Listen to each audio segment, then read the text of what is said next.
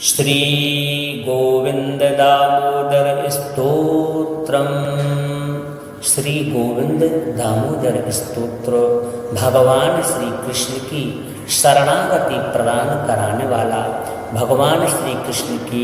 अपार कृपा प्राप्त कराने वाला परम कल्याणकारी स्तोत्र है। जो भी भक्त इसे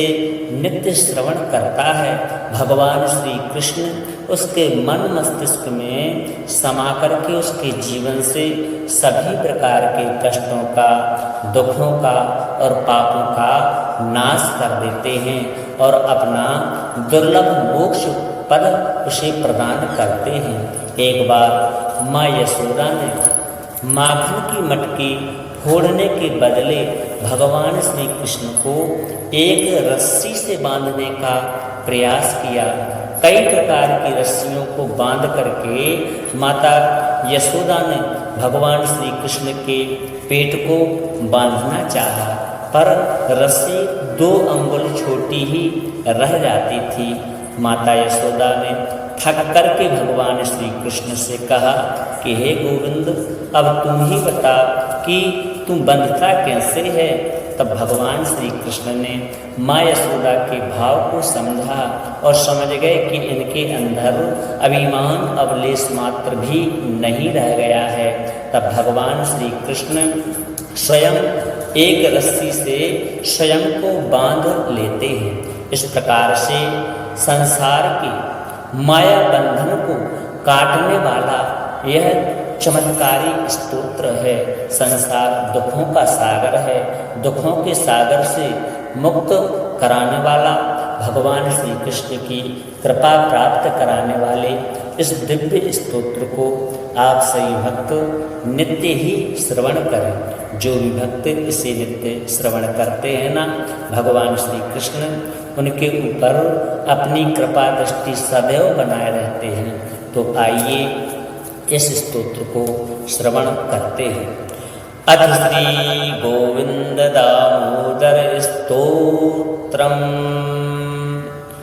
करारविंदे न पदारविंदम, मुखारविंदे विनिवेशयन्तं, वटस्य पत्रस्य पुटे शयानं, बालं मुकुन्दं मनसा स्मरामि। श्रीकृष्ण गोविन्द हरे मुरारे, हे नाथ नारायण वासुदेवा। जिह्वे पिबश्वामृतमेतद्देवा, गोविन्द दामोदर माधवेति। विक्रेतु कामा किल गोप कन्या, मुरारि पादार्पित चेत वृत्तिः। दद्यादिकं मोहवसाद्वोचद्, गोविन्द दामोदर माधवेति। गृहे गृहे गोपवधू कदम्बा, सर्वे मिलित्वा समवाप्य योगम्। पुण्यानि नामानि पठन्ति नित्यं,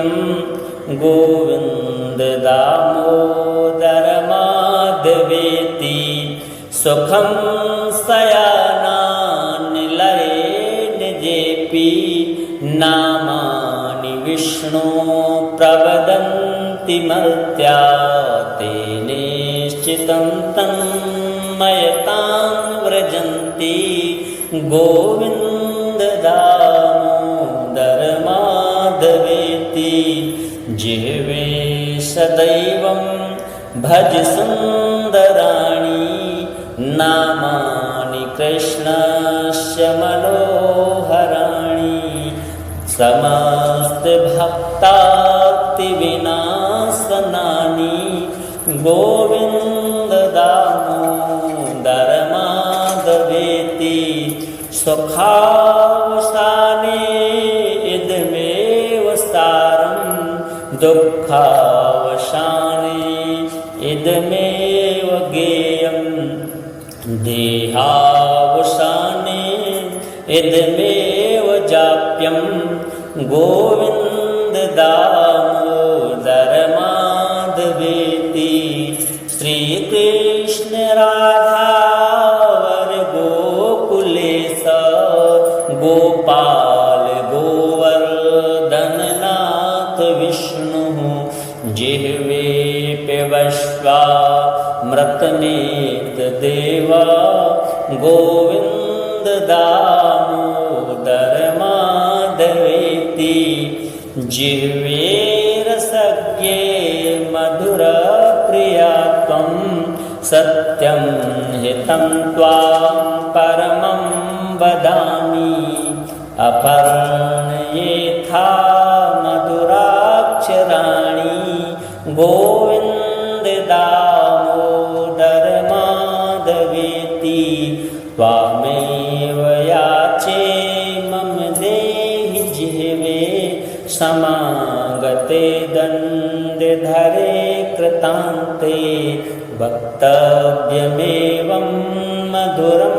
सुभक्त्या गोविन्द दामोदर माधवेति श्रीनाथ विश्वेश्वर विश्वमूर्ते श्रीदेवकी नन्दन दैत्यशत्रु जिह्वे पिबश्वामृतमेत देवा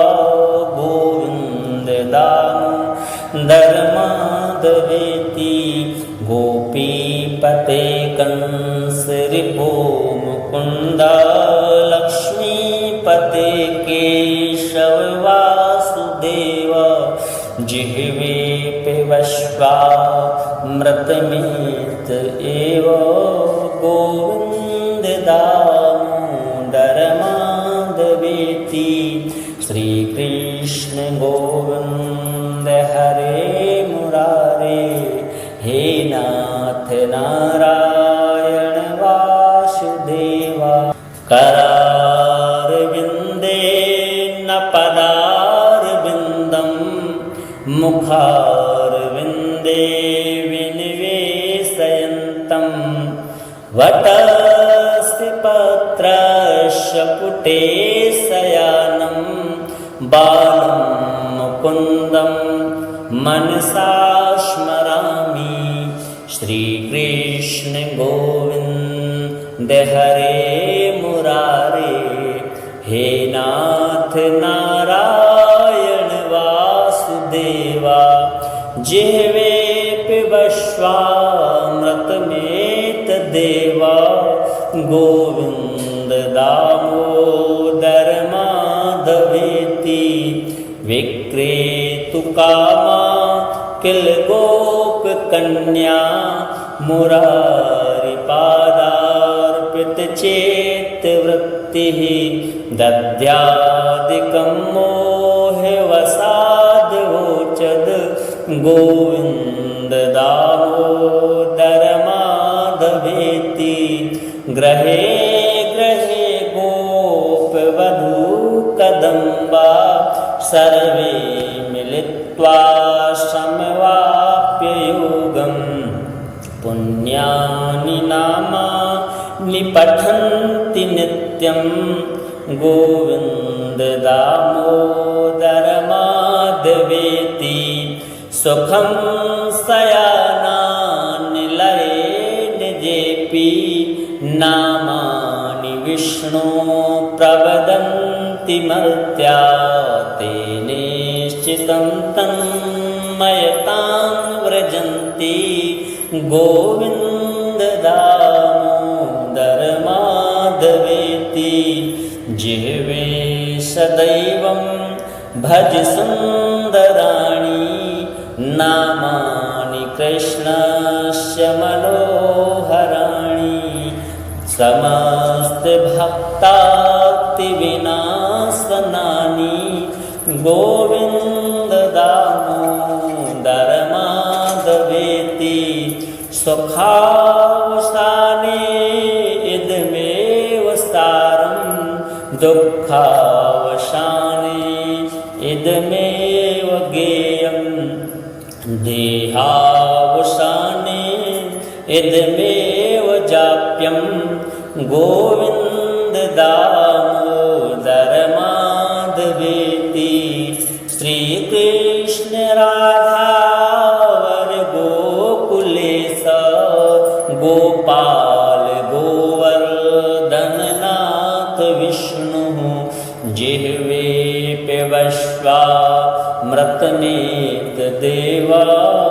गोविन्द दामोदर माधवेति जिह्वे रसज्ञे मधुरप्रिया त्वं सत्यं हितं त्वां परमं वदामि अपर्णयेथा मधुराक्षराणि गोविन्द दामोदर माधवेति त्वामेव याचे मम देहि जिह्वे समागते दण्डधरे कृतान्ते वक्तव्यमेवं मधुरं स्वभक्त्या गोविन्द दामोदर माधवेति श्रीनाथ विश्वेश्वर विश्वमूर्ते श्रीदेवकी नन्दन दैत्यशत्रु जिह्वे पिबश्वामृतमेत देवा गोविन्द दामोदर माधवेति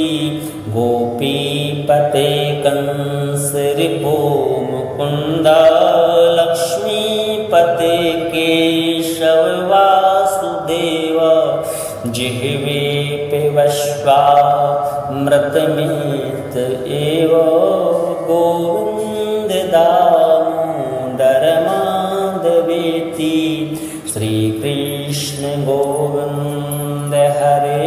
मुरारे हे नाथ नारायण वासुदेवा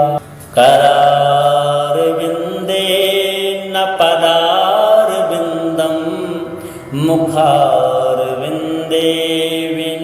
विनिवेशयन्तं वटस्य पत्रस्य पुटे शयानं बालं मुकुन्दं मनसा स्मरामि श्रीकृष्ण गोविन्द हरे मुरारे हे नाथ नारायण वासुदेवा जिह्वे पिबश्वामृतमेत देवा गोविन्द दामोदर माधवेति विक्रेतुकामा किल गोपकन्या मुरारिपादार्पितचेतवृत्तिः दद्यादिकं मोहवसाद्वोचद् गोविन्द दामोदर माधवेति गृहे गृहे गोपवधूकदम्बा सर्वे मिलित्वा समवाप्य योगम्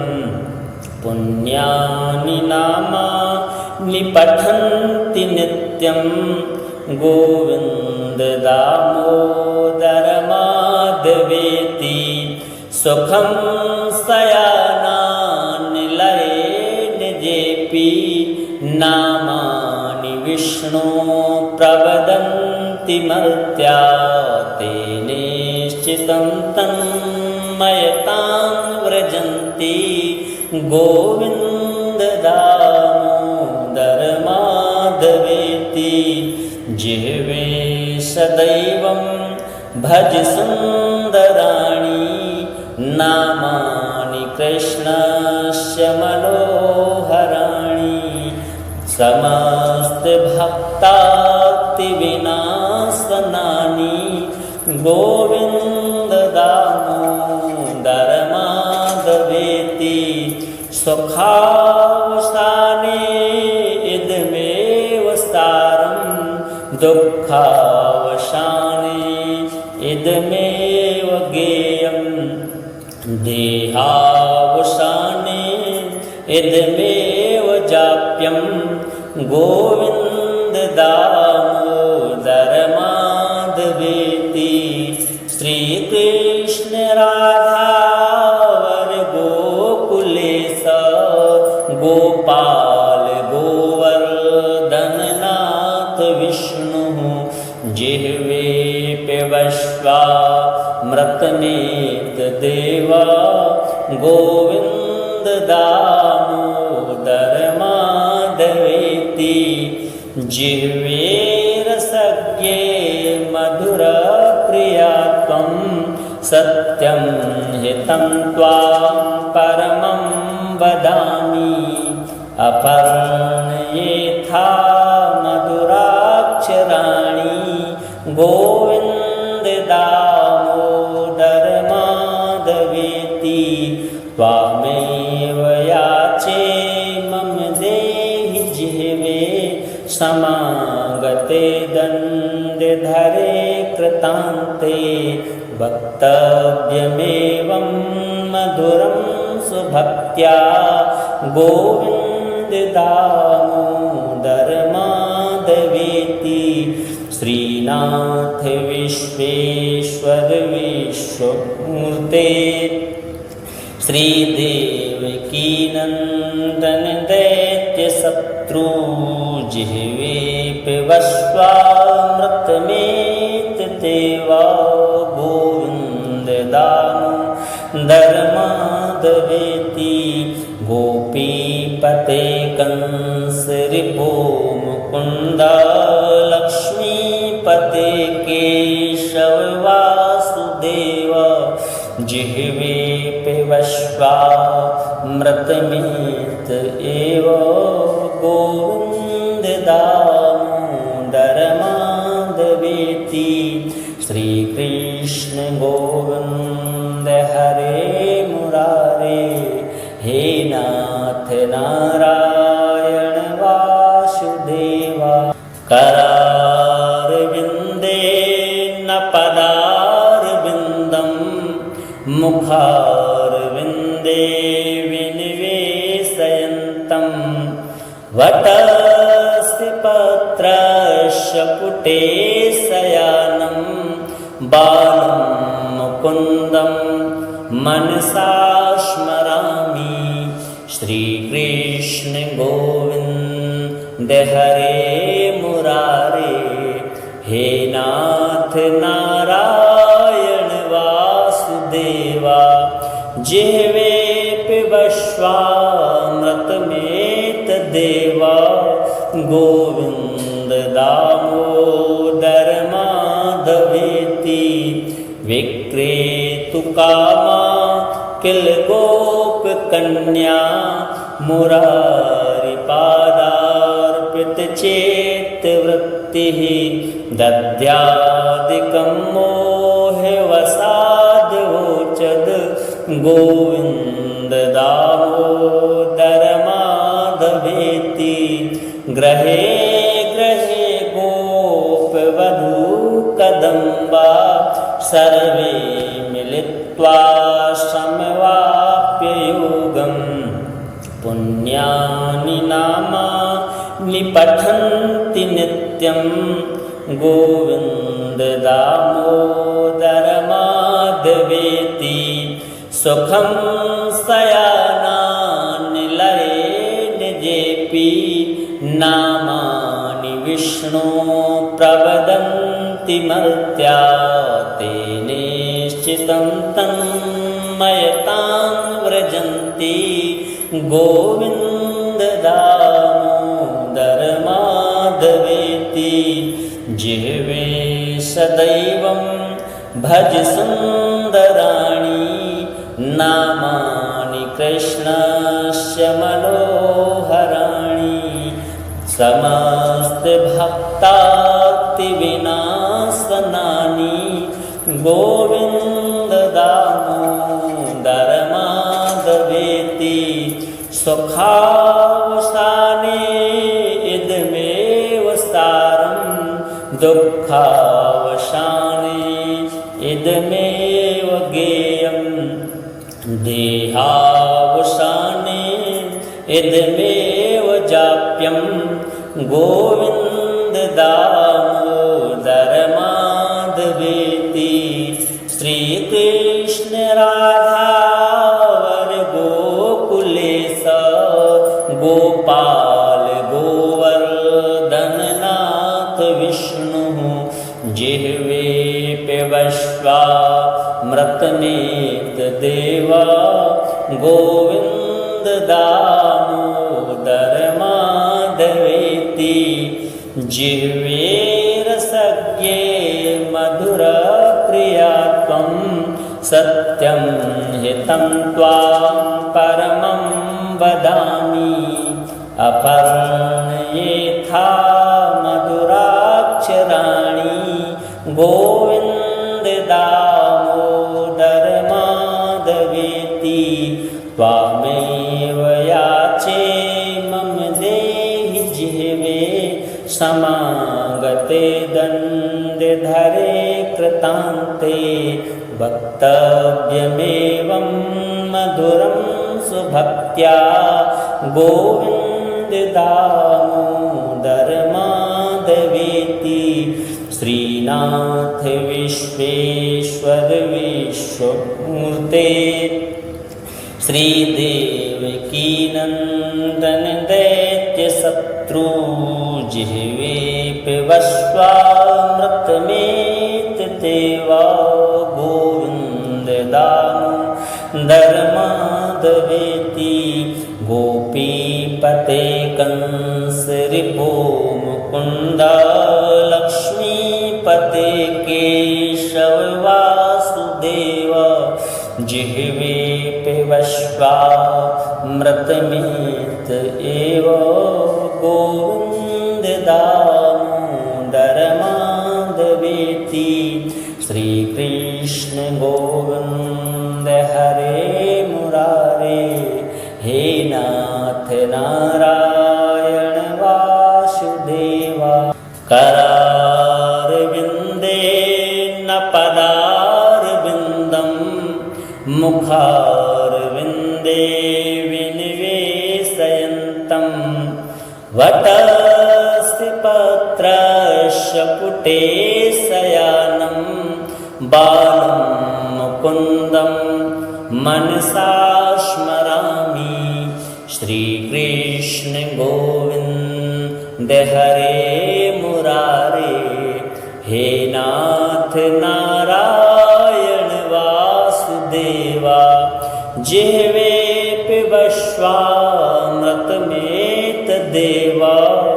गोविन्द दामोदर माधवेति विक्रेतुकामा किल गोपकन्या मुरारिपादार्पितचेतवृत्तिः दद्यादिकं मोहवसाद्वोचद् गोविन्द दामोदर माधवेति गृहे गृहे गोपवधूकदम्बा सर्वे मिलित्वा समवाप्ययोगम् पुण्यानि नामानि पठन्ति नित्यं गोविन्द दामोदर माधवेति सुखं शयनानि लये निजेऽपि नामानि विष्णो प्रवदन्ति मर्त्या तेनेश्चितं तन्मयतां व्रजन्ति गोविन्द दामोदर माधवेति जिह्वे सदैवं भज सुन्दराणि नामानि कृष्णस्य मनोहराणि समस्तभक्ताक्तिविनाशनानि गोविन्द दामोदर माधवेति सुखावसाने इदमेव सारं दुःखावसाने इदमेव गेयं देहावसाने इदमेव जाप्यं गोविन्द दामोदर माधवेति श्रीकृष्ण राधावर गोकुलेश गोपाल गोवर्धननाथ विष्णुः जिह्वे पिबश्वामृतमेत देवा गोविन्द दामोदर माधवेति जिह्वे रसज्ञे मधुरप्रिया त्वं सत्यं हितं त्वां परमं वदामि अपर्णयेथा मधुराक्षराणि गोविन्द दामोदर माधवेति त्वामेव याचे मम देहि जिह्वे समागते दण्डधरे कृतान्ते वक्तव्यमेवं मधुरं सुभक्त्या गोविन्द दामोदर माधवेति श्रीनाथ विश्वेश्वर विश्वमूर्ते श्रीदेवकी नन्दन दैत्यशत्रु जिह्वे पिबश्वामृतमेत देवा गोविन्द दामोदर माधवेति गोपीपते कंस रिपो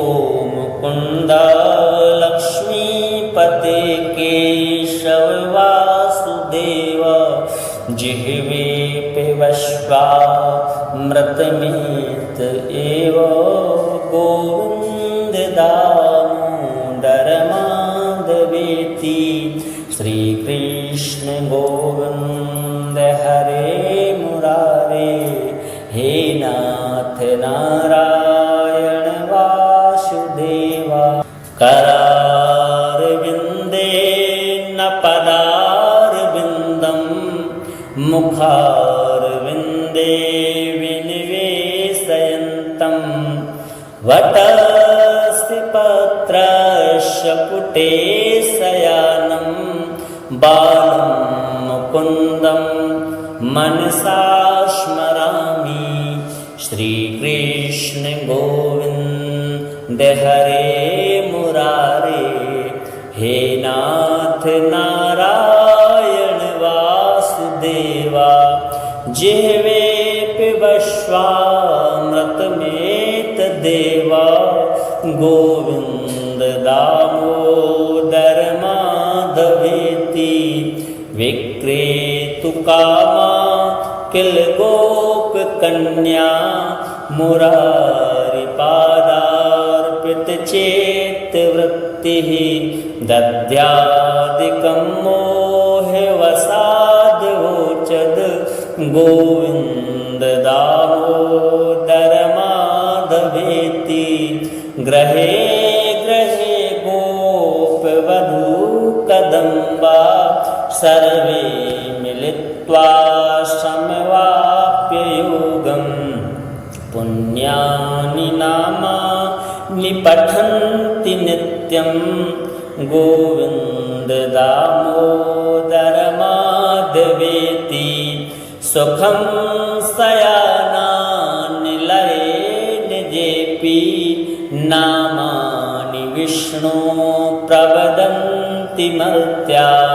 तेनेश्चितं तन्मयतां व्रजन्ति गोविन्द दामोदर माधवेति जिह्वे सदैवं भज सुन्दराणि नामानि कृष्णस्य मनोहराणि समस्तभक्ताक्तिविनाशनानि गोविन्द दामोदर माधवेति सुखावसाने इदमेव सारं दुःखावसाने इदमेव गेयं देहावसाने इदमेव जाप्यं गोविन्द दामोदर माधवेति श्रीकृष्ण राधावर गोकुलेश गोपाल गोवर्धननाथ विष्णुः जिह्वे पिबश्वामृतमेत देवा गोविन्द दामोदर माधवेति जिह्वे रसज्ञे मधुरप्रिया त्वं सत्यं हितं त्वां परमं वदामि अपर्णयेथा मधुराक्षराणि गोविन्द दामोदर माधवेति त्वामेव याचे मम देहि जिह्वे समागते दण्डधरे कृतान्ते वक्तव्यमेवं मधुरं सुभक्त्या गोविन्द दामोदर माधवेति श्रीनाथ विश्वेश्वर विश्वमूर्ते श्रीदेवकी नन्दन दैत्यशत्रु जिह्वे पिबश्वामृतमेत देवा गोविन्द दामोदर माधवेति गोपीपते कंस रिपो मुकुन्द लक्ष्मीपते केशव वासुदेव जिह्वे पिबश्वामृतमेत एव गोविन्द दामोदर माधवेति श्रीकृष्ण गोविन्द हरे मुरारे हे नाथ नारायण वासुदेवा करारविन्दे न पदारविन्दं मुखारविन्दे विनिवेशयन्तं वटस्य पत्रस्य पुटे शयानं बालं मुकुन्दं मनसा स्मरामि श्रीकृष्ण गोविन्द हरे मुरारे हे नाथ नारायण वासुदेवा जिह्वे पिबश्वामृतमेत देवा गोविन्द दामोदर माधवेति विक्रेतुकामा किल गोपकन्या मुरारिपादार्पितचेतवृत्तिः दद्यादिकं मोहवसाद्वोचद् गोविन्द दामोदर माधवेति गृहे गृहे गोपवधूकदम्बा सर्वे मिलित्वा समवाप्ययोगम् पुण्यानि नामानि पठन्ति नित्यं गोविन्द दामोदर माधवेति सुखं शयनानिलये निजेऽपि नामानि विष्णो प्रवदन्ति मर्त्या तेनेश्चितं तन्मयतां व्रजन्ति गोविन्द दामोदर माधवेति जिह्वे सदैवं भज सुन्दराणि नामानि कृष्णस्य मनोहराणि समस्तभक्तार्तिविनाशनानि गोविन्द दामोदर माधवेति सुखावसाने इदमेव सारं दुःखावसाने इदमेव गेयं देहावसाने इदमेव जाप्यं गोविन्द दामोदर माधवेति श्रीकृष्ण राधावर गोकुलेश गोपाल गोवर्धननाथ विष्णुः जिह्वे पिबश्वामृतमेत देवा गोविन्द दामोदर माधवेति जिह्वे रसज्ञे मधुरप्रिया त्वं सत्यं हितं त्वां परमं वदामि अपर्णयेथा मधुराक्षराणि गोविन्द दामोदर माधवेति त्वामेव याचे मम देहि जिह्वे समागते दण्डधरे कृतान्ते वक्तव्यमेवं मधुरं सुभक्त्या गोविन्द दामोदर माधवेति श्रीनाथ विश्वेश्वर विश्वमूर्ते श्रीदेवकी नन्दन दैत्यशत्रु जिह्वे पिबश्वामृतमेत देवा गोविन्द दामोदर माधवेति गोपीपते कंस रिपो मुकुन्द लक्ष्मीपते केशव वासुदेव जिह्वे पिबश्वामृतमेत एव गोविन्द दामोदर माधवेति श्रीकृष्ण गोविन्द हरे मुरारे हे नाथ नारायण वासुदेवा करारविन्दे न पदारविन्दं मुखारविन्दे विनिवेशयन्तं वटस्य पत्रस्य पुटे शयानं बालं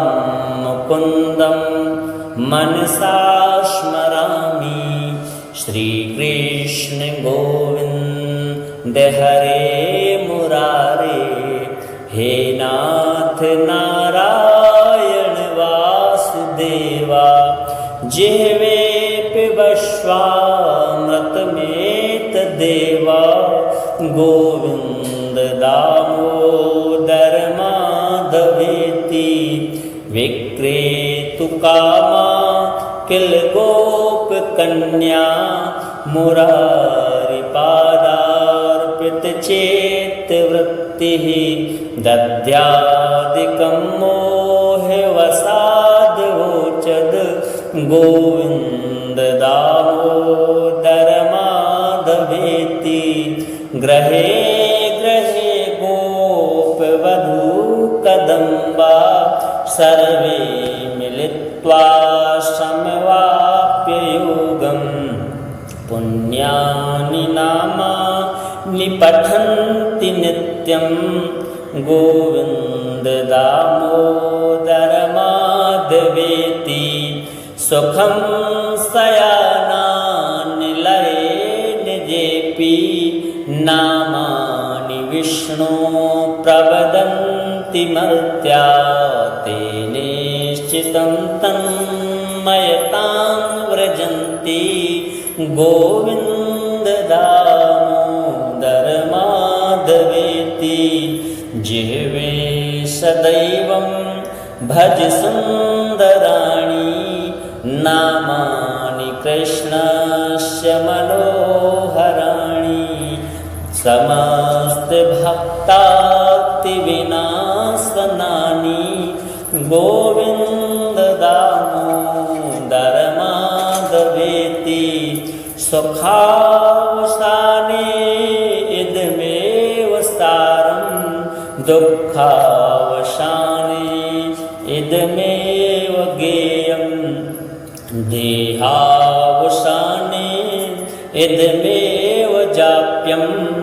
गोविन्द दामोदर माधवेति श्रीकृष्ण राधावर गोकुलेश गोपाल गोवर्धननाथ विष्णुः जिह्वे पिबश्वामृतनेत देवा गोविन्द दामोदर माधवेति जिह्वे रसज्ञे मधुरप्रिया त्वं सत्यं हितं त्वां परमं वदामि अपर्णयेथा मधुराक्षराणि गोविन्द दामोदर माधवेति त्वामेव याचे मम देहि जिह्वे समागते दण्डधरे कृतान्ते वक्तव्यमेवं मधुरं सुभक्त्या गोविन्द दामोदर माधवेति श्रीनाथ विश्वेश्वर विश्वमूर्ते श्रीदेवकी नन्दन दैत्यशत्रु जिह्वे पिबश्वामृतमेत देवा गोविन्द दामोदर माधवेति गोपीपते कंस रिपो मुकुन्द लक्ष्मीपते केशव वासुदेव जिह्वे पिबश्वामृतमेत एव गोविन्द दामोदर माधवेति श्रीकृष्ण गोविन्द हरे मुरारे हे नाथ नारायण वासुदेवा करारविन्दे न पदारविन्दं मुखारविन्दे विनिवेशयन्तं वटस्य पत्रस्य पुटे शयानं बालं मुकुन्दं मनसा स्मरामि श्रीकृष्ण गोविन्द हरे मुरारे हे नाथ नारायण वासुदेवा जिह्वे पिबश्वामृतमेत देवा गोविन्द दामोदर माधवेति विक्रेतु कामा किल गोप कन्या मुरारिपादार्पित चेत वृत्तिः दद्यादिकं मोहवसाद्वोचद् गोविन्द दामोदर माधवेति गृहे गृहे गोपवधू कदम्बा सर्वे मिलित्वा समवाप्य योगम् पुण्यानि नामानि पठन्ति नित्यं गोविन्द दामोदर माधवेति सुखं शयनानिलये निजेऽपि नामानि विष्णो प्रवदन्ति मर्त्या तेनेश्चितं तन्मयतां व्रजन्ति गोविन्द दामोदर माधवेति जिह्वे सदैवं भज सुन्दराणि नामानि कृष्णस्य मनोहराणि समस्तभक्ताक्तिविनाशनानि गोविन्द दामोदर माधवेति सुखावसाने इदमेव सारं दुःखावसाने इदमेव गेयं देहावसाने इदमेव जाप्यं गोविन्द दामोदर माधवेति श्रीकृष्ण राधावर गोकुलेश गोपाल गोवर्धननाथ विष्णुः जिह्वे पिबश्वामृतमेत देवा गोविन्द दामोदर माधवेति जिह्वे रसज्ञे मधुरप्रिया त्वं सत्यं हितं त्वां परमं वदामि अपर्णयेथा मधुराक्षराणि गोविन्द दामोदर माधवेति त्वामेव याचे मम देहि जिह्वे समागते दण्डधरे कृतान्ते वक्तव्यमेवं मधुरं सुभक्त्या गोविन्द दामोदर माधवेति श्रीनाथ विश्वेश्वर विश्वमूर्ते श्रीदेवकी नन्दन दैत्यशत्रु जिह्वे पिबश्वामृतमेत देवा गोविन्द दामोदर माधवेति गोपीपते कंस रिपो मुकुन्द लक्ष्मीपते केशव वासुदेव जिह्वे पिबश्वामृतमेत एव गोविन्द दामोदर माधवेति श्रीकृष्ण गोविन्द